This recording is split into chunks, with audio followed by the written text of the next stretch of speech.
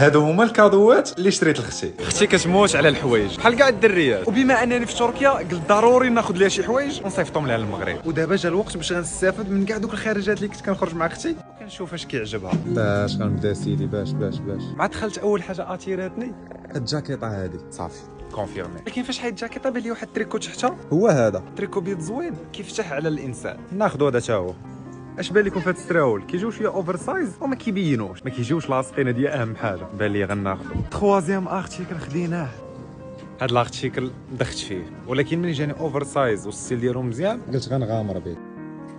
علاش لا ما ناخذوش حتى شي بارفان؟ شنو بان لكم؟ والله الا ريحه زوينه هادي تجي مع اختي مزيانه. ناخذوها. شتي اختي شتي شعر في راسك عزيزه عليا بزاف. هانيه تجي شحال ما جات شحال ما جات على قبل اختي كاينش مشكل. عجبني بزاف. غناخذو دابا واش يستاهل ولا لا؟ يستاهل. على اختي يستاهل. الميكه الثانيه تخادش. ودابا نشوفوا السبرديلات. هاد نايك ستيل ديالها زوين موديرن. ناخذوه.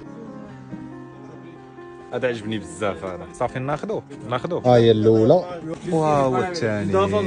وهكا كنكونوا سالينا لي كادو لاختي. اختي ما نخليهاش تسين شي واحد اخر من غيري ولا من غير بابا ياخذ ليها شي حاجه. ناخذ ليها اي حاجه باش انها تفرح.